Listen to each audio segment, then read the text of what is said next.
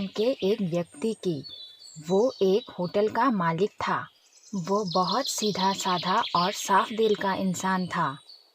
खाना बहुत ही बढ़िया था मोहन भाई, पेट भर गया पर मन नहीं भरा। शुक्रिया हरिया, आप दोनों दोबारा लौटकर जरूर आइएगा। हाँ मोहन भाई, अब हम चलते हैं, अपना ख्याल रखना। उसकी पत्नी प्रिया भी बहुत दयालु औरत थी। ये लीजिए ब्राह्मण देव, आप सब पेट भरकर खाइए। ईश्वर तुम्हारी हर मनोकामना पूरी करे बेटी, तुम्हें दुनिया के हर सुख की प्राप्ति हो। वो घर पर आए ब्राह्मण और भिखारियों को हमेशा खाना खिलाती थी। उनके पास सब कुछ था, बड़ा घर, ढेर सारा धन, लेकिन फिर भी वो दोनों बहुत दुखी रहते थे क्योंकि उनके पास कोई संतान नहीं थी। दुखी मत हो प्रिया, ईश्वर हमारी प्रार्थना कभी न कभी जरूर सुनेंगे और वो हमें संतान का सुख अवश्य देंगे। मैं जानती हूँ जी, बस कभी कभार मन बहुत अशांत हो जाता है। तुम चिंता मत करो, मैं अपनी हिम्मत कभी नहीं हारूंगी। हाँ प्रिया, अब तुम आराम करो, हमें कल सुबह रोज की तरह मंदिर जाना है। दोनों सो गए और अगली सुबह वो दोनों मंदिर गए। हे परम शक्ति स्वरूप परम पिता परमात्मा, हमारे जीवन में छाए अशांति, हताशा और दुख के अंधकार को आप दूर करें और हमें जीवन में सुख और आनंद की ज्योति प्रदान करें। हमारे जीवन में एक संतान का सुख प्रदान करें ईश्वर, हमें भी माता पिता होने का सौभाग्य प्रदान करें। जय शिव शंभु, जय परमात्मा, शिव शिव शिव शिव शिव। प्रणाम साधु महान, न जाने ईश्वर हमारी प्रार्थना कब सुनेंगे। कई साल हो गए, हमें अभी भी संतान के सुख की प्राप्ति नहीं हो रही। निराश मत हो बेटी, ईश्वर के घर देर है अंधेर नहीं। परमात्मा पर भरोसा रखो, वो सबके दुखों के विघ्नहर्ता है। उनके दरबार से कोई निराश होके नहीं लौटता। ये लो, ये प्रसाद लो। अगर जीवन में तुमने सच्चे मन से कभी भी कोई कार्य किया है तो तुम्हें इस प्रसाद का मीठा परिणाम अवश्य मिलेगा। आपका बहुत बहुत शुक्रिया साधु महान। अब हम चलते हैं, सबका मालिक एक। प्रिया, तुम अब प्रसाद खा लो और ध्यान रहे, घर में कोई भी जरूरतमंद आए तो उन्हें कुछ ना कुछ देकर ही भेजना। उन्हें खाली हाथ लौटने मत देना। अब मैं होटल चलता हूँ।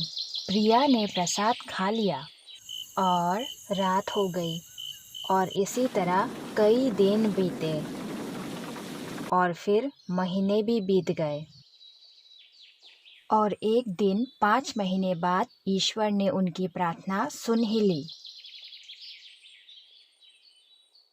कोई घबराने वाली बात तो नहीं है ना डॉक्टर? प्रिया अचानक से ही बेहोश होकर गिर गई। आजकल उसकी तबीयत बहुत ज्यादा खराब रहने लगी है। घबराने की कोई बात नहीं है मोहन, बल्कि खुशी की बात है।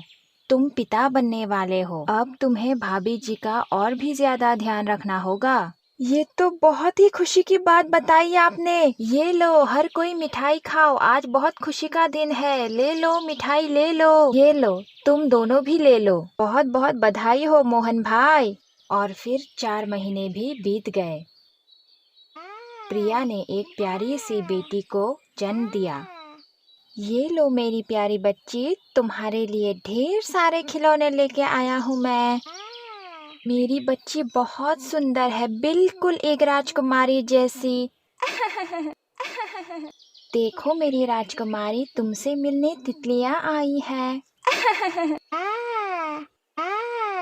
वो दोनों अपनी बच्ची को पाकर बहुत खुश थे, लेकिन जन्म के 2 हफ्ते बाद ही अचानक से बच्ची की तबीयत बहुत ज्यादा खराब हो गई। उसे बहुत तेज बुखार हो गया। मैं आप दोनों को झूठी दिलासा नहीं दूंगा, लेकिन अब बच्ची की जान नहीं बच सकती। मुझे माफ करना मोहन। ये आप क्या कह रहे हैं डॉक्टर? बड़ी मुश्किलों और मिन्नतों के बाद मुझे मेरी बेटी मिली है, आपको इसे ठीक करना ही होगा। मैं सिर्फ दुआ कर सकता हूँ, अब सब ऊपर वाले के हाथ में है। डॉक्टर की बात सुनने के बाद मोहन वहाँ से चला गया और दौड़ता हुआ वो मंदिर के पास जाकर रुक गया। हे ईश्वर, ये कैसी परीक्षा है तेरी। मेरी बेटी तो आपका ही दिया हुआ प्रसाद है, आप उसे दोबारा हमसे कैसे छीन सकते हैं। उसे आए हुए तो अभी कुछ ही दिन हुए हैं, उसने तो अभी दुनिया भी नहीं देखी। आप ऐसा अन्याय नहीं कर सकते हमारे साथ। साधु महान, अच्छा हुआ आप आ गए। मेरी बच्ची को न जाने क्या हो गया है, डॉक्टर भी उसका इलाज नहीं कर पा रहे हैं। अब मैं क्या करूं? आप ही कोई मार्ग बताइए। रो मत मोहन, और मेरी बात ध्यान से सुनो। यहाँ से कुछ दूर एक घना जंगल है और उस घने जंगल के अंदर एक गुफा है जहाँ पे संजीवनी बूटी और जीवन दान बूटी मिलती है। लेकिन उस गुफा तक पहुँचना आसान नहीं। वहाँ जहरीले सांपों और भूतों का डेरा है जो उस गुफा का रक्षण करते हैं लालची और मतलबी मनुष्यों से। अगर तुम वहाँ से जीवन दान बूटी लेकर आ सकते हो तो तुम्हारी बच्ची को जीवन दान में मिल सकता है, लेकिन तुम्हारी जान जा सकती है। मैं जाऊंगा साधु महान, मुझे अपनी जान की कोई परवाह नहीं। मैं अपनी बच्ची की जान जरूर बचाऊंगा। ठीक है, तुम जल्दी जाओ, वक्त बहुत कम है तुम्हारे पास। हाथ में मशाल पकड़े मोहन जड़ी बूटी लेने जंगल में चला गया। वो अपने चारों ओर देखने लगा। कितना वीरान और सन्नाटा है यहाँ पे। मुझे अब जल्दी जल्दी आगे बढ़ना चाहिए।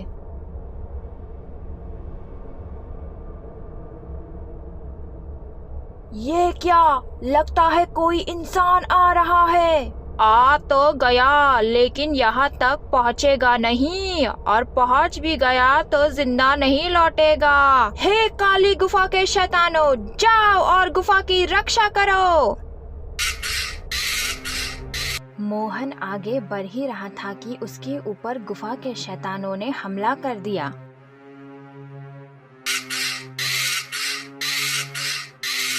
अरे जाओ यहाँ से, मेरा पीछा छोड़ो, मुझे जाने दो, जाओ यहाँ से।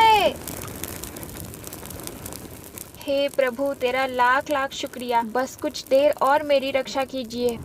मोहन फिर से चलने लगा और वो काली गुफा के पास पहुंचने ही वाला था कि फिर से उस पर जहरीले सांपों ने हमला कर दिया।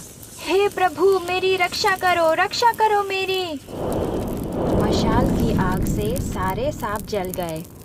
बहुत बहुत शुक्रिया प्रभु, बस अब कुछ देर और। एक बार मैं अपनी बेटी के लिए जीवन दान जड़ी बूटी ले लूं, फिर आप मेरी जान ले लेना। मोहन फिर से चलने लगा और आखिरकार वो काली गुफा के पास पहुंच ही गया, लेकिन वहाँ बहुत सारे भूत थे। तुम आखिरकार यहाँ पहुँचे कैसे? जहरीले सांपों के डंक से तुम बच कैसे गए? मैं तुम्हें जिंदा नहीं छोड़ूंगा। भूत जी, आप बेशक मुझे मार डाले, लेकिन उससे पहले मुझे जीवन दान बूटी लेने दे। मेरी 2 हफ्ते की नवजात बच्ची जिंदगी और मौत के बीच लड़ रही है, मुझे उसकी जान बचानी है। ऐसी बात है क्या? तो फिर इसका सामना करो, जिंदा बचे तो जड़ी बूटी तुम्हारी। ये लो। मोहन जमीन के अंदर अंधेरे में गिर गया। वो फूलों के ऊपर बेहोश पड़ा हुआ था। मोहन को होश आया और उसने अपने चारों तरफ संजीवनी बूटी को देखा।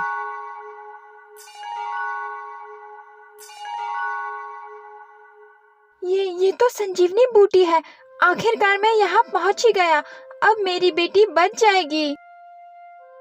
बहुत खूब, तुम्हारा मन बहुत साफ है, इसीलिए तुम्हारे ऊपर हमारे किसी भी हमले का कोई असर नहीं हुआ। ये लो, तुम्हें इसी जड़ी बूटी की जरूरत है। इसका घोल बनाकर रोगी को पिला देना, वो ठीक हो जाएगी। आपका शुक्रिया भूत जी, आप बहुत महान हैं। मोहन दौड़ता हुआ जड़ी बूटी लेकर घर आया और डॉक्टर ने उसका घोल बनाकर बच्ची को पिला दिया। जड़ी बूटी का असर बच्चे पर हुआ और बच्ची ठीक हो गई।